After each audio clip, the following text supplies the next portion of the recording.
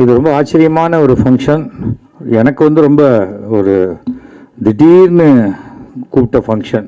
நேற்றுக்கு வந்திருந்தா சார் வரணுன்னாரு, வாங்க சார் அப்படின்னா வந்தால் நாளைக்கு எனக்கு ஒரு ஃபங்க்ஷன் இருக்குது அப்படின்னாரு. என்ன சார் இவ்வளோ சீக்கிரமாக இப்படி கூப்பிட்றீங்க என்ன? அது வழக்கமாக சினிமாவில் கூப்பிடாத இருக்கிறதுக்கு லாஸ்ட் பண்ணிட்டு கூப்பிட்றது பெட்டர் அப்படிங்கிற மாதிரி ஒரு விஷயம். வந்தவங்க எல்லாருக்கும் இவரை தான் நம்ம பாராட்டுறதுக்கு வந்திருக்கோம். அவர் என்னடான்னா எல்லாருக்கும் ஷால் போத்துறாரு. இந்த ஷால் ஒன்று தான் உலகத்திலேயே முருகனுக்கு அடுத்தபடியாக சுற்றி வருது. அதை நம்ம ஜாக்கிரதையாக மடித்து வச்சு அடுத்தவங்களுக்கு போட்டு அது எதுக்கு அதை அங்கேயே போட்டோன்னாக்கா நமக்கு மாலை மாற்றிக்கிற மாதிரி சந்தோஷமாயிடும். அப்படி அதை தான் கலைஞர் வந்து புக்கு கொடுக்கணும் அப்படின்னு சொன்னார். நீங்கள் என்ன இது கொடுத்தாலும் அது அப்படி மங்கிடும்.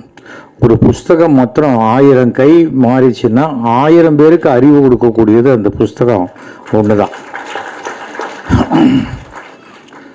கல்யாணத்துக்கே புக்கு கொடுக்கணும் அப்படிம்பாங்க, எல்லாம் சொல்கிறாங்களே ஒழிய அந்த சமயத்தில் அவங்களுக்கு என்னமோ டக்குன்னு லாஸ்ட் மினிட்ல நமக்கு வந்த ஒரு நம்ம வேண்டாம்னு நினைக்கிற ஒரு இதை பேக் பண்ணி திருப்பி கொடுத்துட்றது. நம்ம வீட்டு கல்யாணத்துக்கு வந்ததெல்லாம் அடுக்கி வச்சுருப்போம், எதெல்லாம் கொடுக்கணும் எதெல்லாம் நம்ம வச்சுக்கணும் அப்படின்னு சொல்லி. அந்த மாதிரி சாதாரணமாக சொல்லுவாங்க, சினிமா தயாரிப்பாளருக்கும் டெலிவிஷன் தயாரிப்பாளருக்கும் என்ன வித்தியாசம் அப்படின்னு. ஸ்க்ரீனில் நடக்கிறத பார்க்குறவங்க அழுதா அது வந்து தொலைக்காட்சி தொடர், எடுத்தவனே அழுதா அது சினிமா. ஏன்னா சினிமாங்கிறது ரொம்ப சீனிச்சு போன நிலைமை. விஜயை வச்சு ஒரு மிகப்பெரிய படம் எடுத்தோம், இன்றைக்கும் நல்லபடியாக வெளியில் இருக்காருன்னா ஒரு பெரிய ஆச்சரியமான ஒரு விஷயம். அவர் எடுத்த புலி அவரை கடிக்காமல் தப்பிச்சுது. புலி வாழை பிடிச்சா யாரும் தப்பிக்க முடியாதுமாங்க. இவர் வாழை பிடிச்சாரா காதை பிடிச்சாரான்னு தெரில, நைஸாக வெளில வந்துட்டார். ஏன்னா சினிமாவில் வந்து அவங்கவங்க சர்வை பண்ணுறதே ரொம்ப கஷ்டமான காலகட்டத்தில் இத்தனை பள்ளிக்கூடங்களை கட்டுவதற்கு உதவியாக, குழந்தைங்க படிக்கிறதுக்கு உதவியாக, ஒரு கிராமத்துக்கு அப்படிங்கிறது பல விஷயங்கள் செய்யறதெல்லாம் ரொம்ப பெரிய விஷயம். இத்தனை பெண்கள் ஒரே சமயத்தில் வந்திருக்கீங்கனாலே அது ரொம்ப ஆச்சரியமான விஷயம். என்ன ஓட்டு கேட்கறதா இருந்தாலும் சரி, எதுவாக இருந்தாலும் சரி, முதல் வார்த்தையை தாய்மார்களே அப்படின்னு தான் ஆரம்பிப்பாங்க. தாய்மார்களுக்கு பிடித்த படம் தான் ஓடும். எந்த அடல் சொல்லி படுத்தியாவது தாய்மார்களுக்கு பிடிச்ச படம் சொல்லியிருக்காங்களோ சொல்லவே மாட்டாங்க. என்ன கூட கேட்டாங்க, யூ சர்டிஃபிகேட்டுக்கும் ஏ சர்டிஃபிகேட்டுக்கும் என்ன வித்தியாசம்? குடும்பத்தோடு போய் பார்த்தா அது யூ சர்டிஃபிகேட், அதே படத்தை குடும்பத்தில் இருக்கணும் தனித்தனியாக போய் பார்த்தா அது ஏ சர்டிஃபிகேட். ஆனால் ஒரு கடைக்கோடி கிராமம் நம்ம சொல்கிறோம் கன்னியாகுமரி, எத்தனையோ பேர் கன்னியாகுமரி, நான் சிங்கப்பூர் போயிருக்கேன், மலேசியா போயிருக்கேன்பாங்களே ஒழிய நம்ம தமிழ்நாட்டில் இருக்கக்கூடிய எத்தனை ஊர்கள், பார்க்க வேண்டிய ஊர்கள், உலகத்தில் இருக்கிறவங்கெல்லாம் அங்கேயே வந்து பார்த்துட்டு இருக்காங்க. ஆனால் நாம் என்னடா, நான் சிங்கப்பூர் போனேன், என்ன வாங்கிட்டு வந்தேன், ஆனால் அங்கே வந்து ரொம்ப இந்த பொம்மை வாங்கினோம், அது இங்கே மந்தவெளியே கிடைக்கிது பாதி வேலைக்கு. நமக்கு பாதி பேருக்கு ஏதோ அங்கே போய் வாங்கிட்டு வரணும். நானும் இப்போ ஃபாரின் போனால் ஒன்றும் வாங்குறது இல்லை. ஏர்போர்ட்லேருந்து வர வழியில் அப்படியே டி நகரில் வாங்கிட்டு அப்படியே வீட்டுக்கு போயிடுவேன். அவங்களுக்கு ஏதோ வாங்கிட்டு வரணுமே ஒழி, அது வந்து சிங்கப்பூரில் போய் 2 ரூபா பொருள் 7 ரூபாய்க்கு எதுக்கு வாங்குறது? அதுவும் பேரம் பேசி வாங்கி. இது வந்து முன்னாடியெல்லாம் டெல்லிக்கு போனால் அப்படி தான் வாங்குவாங்க. டெல்லிக்கு போய் பாதி பேர் ஏமாந்து போயிடுவாங்க. நான் சொல்கிறது பொதுவாக சொல்கிறேன். டெல்லிக்கு போனவங்கெல்லாம் வந்து அதில் இந்த நமக்கு தமிழ்நாட்டில் இல்லாத எந்த ஸ்டேட்லையும் கிடையாது. நமக்கு ஆச்சரியமான ஒரு விஷயம் அதான். அது வந்து பிடி செல்வகுமார் 100 படங்களுக்கு மேலே ரிலீஸ் பண்ணுறதுக்கு ஒர்க் பண்ணியிருக்கார். Public relation officer. ஒரு படத்துக்கு பிஆர்ஓங்கிறவங்க தான் 2 பக்கம் அடி வாங்குவாங்க. தயாரிப்பாளையோ ஏதாவது சொல்லி சமாளிங்க அப்படிம்பாங்க. அந்த பக்கம் ஆர்டிஸ்ட் எப்படி சமாளிக்கிறதுன்னு தெரியாது. அந்த பக்கமும் சமாளிக்கணும், இந்த பக்கமும் சமாளிக்கணும், ரொம்ப பெரிய பொறுப்பு. அதெல்லாம் தாண்டி வந்து இன்றைக்கும் ஒரு சிரித்த முகத்தோடு இருக்காருன்னா இது வாழ்க்கை முழுக்க அவருக்கு தொடர வேண்டும் என்று நான் அவரை வந்து பிளஸ் பண்ணுறேன். நல்லபடியாக இருக்கணும், ஏன்னா அதுதான் முக்கியம். நல்லது செய்கிறவங்க வாழ்க்கையில் தொடர்ந்து நல்லபடியாக இருந்து கொள்ளணும். நடுவில் கேட்டேன், நீங்கள் என்ன மக்கள் நீதி மையத்துக்கு வேறு நடுவில் போனீங்க போல இருக்கு. என்ன சார்? அது இல்லை சார், அது ஒரு பெரிய பழி வந்துடுச்சு. நான் வெறுமன ஒரு இடத்துல அது ஒரு சமூக சேவகராக போனேன். அது என்னாச்சு, அந்த மேடையில் போய் நின்னதுனால நான் அந்த கட்சிக்கு போன மாதிரி ஆயிடுச்சு அப்படின்னு சொன்னாங்க. அதெல்லாம் ஒன்றும் பெரிய பிரச்சனையே கிடையாது. ஜனங்களே மாற்றி மாற்றி ஓட்டு போடும்போது அரசியல்வாதிங்க மாறி மாறி நிற்கிறதுல என்ன இருக்குது சொல்லுங்கள்? அது ஒன்றும் பெரிய இது கிடையாது. ஏன்னா அவனே ஒரு கட்சியில் இருந்தேன், அவங்களே கூப்பிட்டு சேர்த்துக்கிட்டாங்க. அப்புறம் அவங்களே என்ன வெளில அமிச்சாங்க. அப்புறம் என்னத்துக்கு வெளில அமிச்சாங்கன்னு யோசிச்சு பார்த்தேன். அப்புறம் ரொம்ப யோகியமாக இருந்துட்டேன். அவ்வளோ யோகியமாலாம் இருக்கக்கூடாதுப்பா அப்படின்னு சொல்லி வெளில அமிச்சிட்டாங்க. சரி, அப்படி டெல்லியிலேருந்து ஒருத்தர் கூப்பிட்டா, அடடா டெல்லியிலேருந்து கூப்பிட்றாங்க, அது ராஜ பரம்பரை அப்படின்னு. அங்கே போனால் இங்கே இருக்கிறவங்க, நீ எப்படி டெல்லியில் இருக்கிறவங்களை போய் பார்க்கலாம்? ஏன்னா அங்கே அப்புறம் அவர் கேட்டார், நீங்கள் சேர்ந்துருங்க கட்சியில். என்ன தமிழ்நாட்டில் அது 7 கட்சியாக இருக்கே, நான் எந்த கட்சியில் சேர்றதுன்னு கேட்டேன். இல்லை சரி சரி அங்கே சேர்ந்தா இதுக்குள்ள நீ எப்படி அங்கே பார்த்த இங்கே பார்த்தேன்னு சொல்லி அங்கேயும் என்னை வெளில அமிச்சிட்டாங்க. அதுலேயும் ஆக்சுவலாக பார்த்தா அன்றைக்கி நான் ஊர்லேயே இல்லை, மவுண்ட் ரோடில் யாரோ ஒரு சேகர், இவர் என்ன சந்திரசேகர்னு சொன்னார் இல்லையா, அந்த மாதிரி யாரோ ஒரு சேகர் பண்ணதுக்கு நம்மளை தூக்கி வெளில அமிச்சிட்டாங்க. அசம்பிளிலேயும் எனக்கு ஆச்சு. காஃபி சாப்பிட போயிருந்தேன், அப்போ ஏடிஎம்கேல இருந்தேன். அப்போது இவங்கெல்லாம் பண்ண கலாட்டால மொத்தமாக அமிச்சிட்டாங்க. நான் கேட்டேன், காஃபி சாப்பிட போனது தப்பா? கலைஞரை பார்த்து கேட்டேன், நீங்கள் காஃபி சாப்பிட போனது தப்பே கிடையாது, ஆனால் கொஞ்ச நாள் ஜாலியாக இருந்துட்டு வாங்க, ஒன்றும் பிரச்சனை இல்லை அப்படின்னாரு. அது மாதிரி ஒரு அரசியல் என்பதை நாம் இன்றைக்கி அரசியலை விமர்சனம் பண்ணுறோமே தவிர, சினிமாவை விட ரொம்ப ஆழமானது அரசியல். மக்களை நீங்கள் புரிஞ்சுக்கணும், அதுதான் முக்கியம். கூட்டமாக இருக்குது, நீங்கள் எல்லோரும் கைத்தட்டிங்க, அவ்வளோதான். அவங்க அத்தனை பேர் ஓட்டு எனக்கு நான் நினச்சேன்னா மே மாதம்தான் தெரியும். அது கூட்டம் இருந்தால் ஓட்டு, கூட்டம்லாம் ஓட்டு அப்படின்னு நினைக்கவே கூடாது. உதாரணத்துக்கு காமராஜர் எலெக்ஷனில் நின்ற பொழுது சோ அவர்கள் பேசுகிறார் சீரணி அரங்கத்தில். இப்போ சீரணி அரங்கம் நிறைய பேர் பார்த்துருக்க மாட்டேங்க, அதை இடிச்சிட்டாங்க.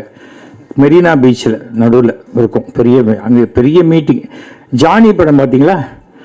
அது பார்த்துருப்பீங்க. அந்த ஜானி படத்தில் வரும் அந்த மழை இதில். அந்த சீரணி அரங்கத்தில் சோ பேசும்போது 1,00,000 பேர் இருந்தாங்க அப்படின்னாங்க. கடைசியில் காமராஜர் தோற்று போயிட்டார். ஷோ பேசுனதுனால இல்லை, 1,00,000 பேர் வந்ததுனால இல்லை. கூட்டம் வேற, ஓட்டு வேற. யார் நமக்கு நல்லது செய்து கொண்டு இருக்கிறார்களோ அவர்கள் இனிமேல் நமக்கு தொடர்ந்து செய்வார்கள் என்ற நம்பிக்கை இருக்கிறவங்க தான் தமிழ்நாட்டில் வர முடியுமே தவிர, நீ 1,500 ரூபா கொடுக்குறியா, நான் 2,000 ரூபா கொடுக்குறேன் அப்படின்னா வரமாட்டாங்க. ஏன்னா ஏற்கனவே 1,000 ரூபாயை உன்னால் எப்படி கொடுக்க முடியுதுன்னு கேட்டவங்கலாம் எப்படி 2,000 ரூபா கொடுக்க முடியும் சொல்லுங்கள்? ஆனால் என்னன்னா அரசியலில் மட்டும் 3 மாதம் முன்னாடி நாம் என்ன பேசணுங்கிறது அவங்க மறந்து போயிடுறாங்க.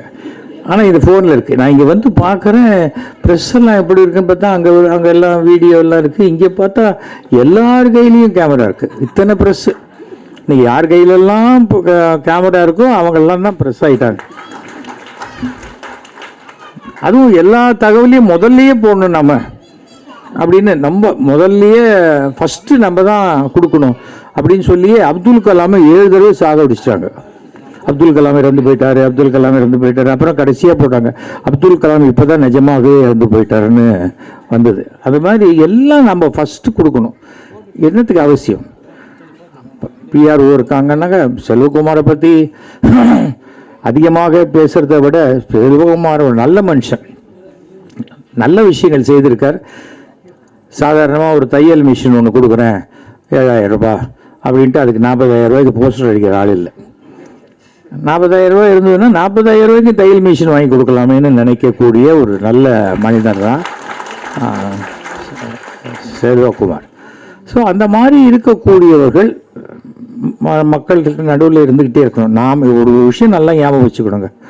அதான் சொன்னேன், ஒரு 2 கட்சியை நம்மளை தூக்கிட்டாங்க. சரி, 3வது சரி மோடியே கூப்பிட்டாருட்டு 3வது கட்சிக்கு போனேன். அங்கே போனால் அதுக்கு மேலே இருக்குது. எதை எடுத்தாலுமே ஜாதி மதம் அப்படிங்கும்போது பார்த்தேன், என்னடா எல்லாருமே நம்மளை தூக்குறாங்க. நான் 10 வருஷம் ஆச்சு, என்னடா இவங்க நம்மளை தூக்கவே மாட்டேங்கிறாங்கன்னு யோசிச்சு பார்க்குறேன்.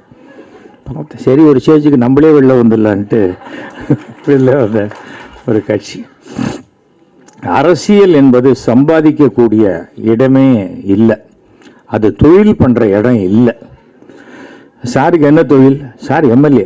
அது தொழில் இல்லைப்பா, வந்து சமூக சேவை அப்படிங்கிறது. அது மாதிரி இருக்கணும்.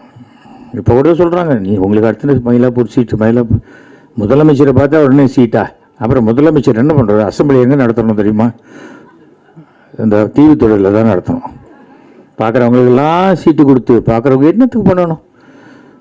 நான் என்ன நினைப்பேன், நம்ம ஒருத்தர் இருந்துட்டோம். நான் மயிலாப்பூரில் எம்எல்ஏ இருந்தபோது 300 கோடி ரூபா வேலை நடந்தது. ஒரு பைசா கூட கமிஷன் வாங்காத ஒரு நேர்மையான எம்எல்ஏவாக நான் இருந்தேன்.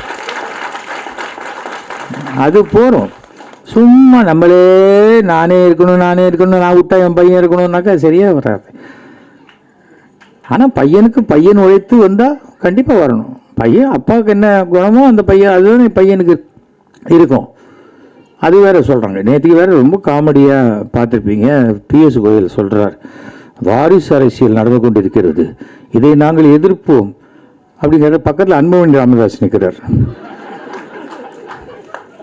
அவர் யாரை எதிர்ப்போங்கிறாருன்னு சொல்ல மாட்டேங்கிறாங்க, ஊழலை எதிர்ப்போங்கிறார். அப்பவும் அன்புமணி ராமதாஸ் பக்கத்துலேயே நிற்கிறாரு. எனக்கு புரியல. சரி, நல்லா தான் பேசுகிறாங்க அப்படின்னு. நான் அரசியலை விமர்சித்து நிறையா ட்ராமா போடுவேன். அரசியல்வாதிகளே வந்து உட்காருவாங்க.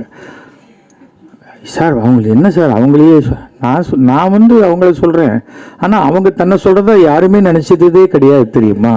நம்ம ஒன்று சொன்னால் தம்பி 69 நடந்தது சொல்கிறாரு அப்படின்ட்டு போயிடுவாங்க. அவங்க யாரும் தன்னை சொன்னதான் நினச்சிக்கவே மாட்டாங்க.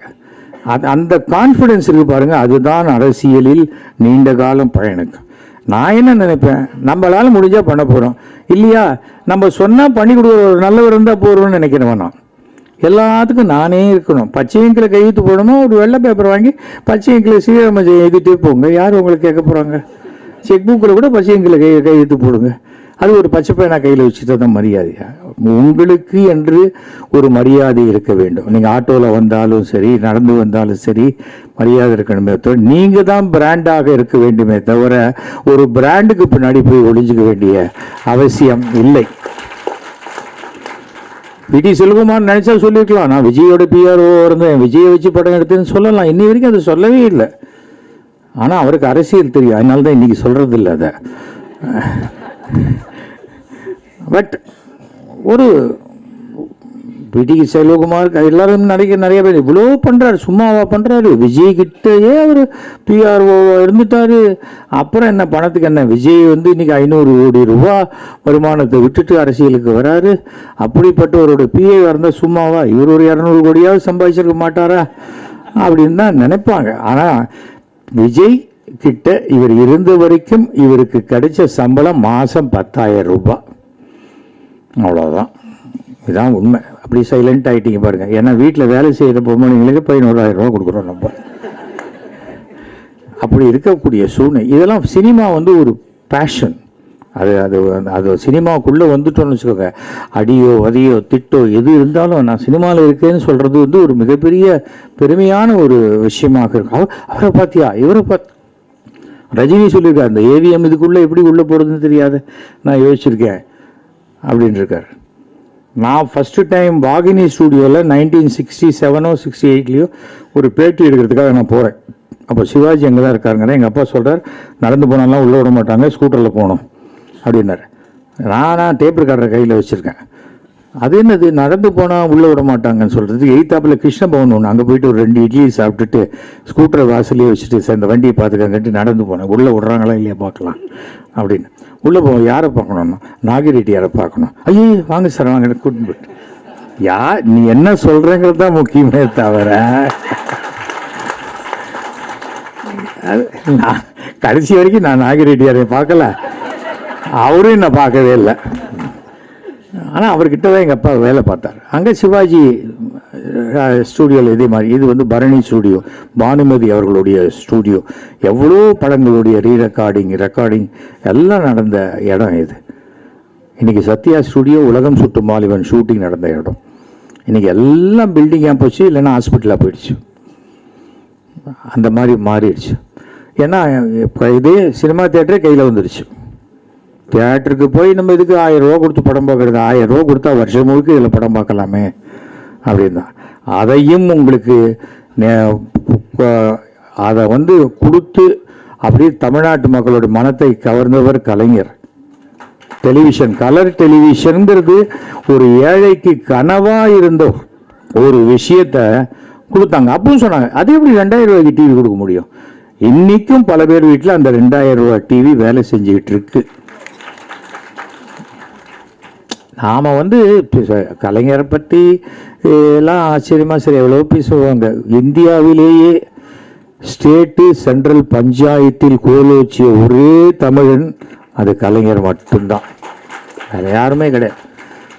நிறைய விஷயம் சொல்லுவாங்க, அவர் ஆசைப்பட்டார், இவர் ஆசைப்பட்டார். ஆனால் ஆசைப்பட்டது யாராக இருந்தாலும் அதை மக்களுக்கு செய்து கொடுத்தது கலைஞர்.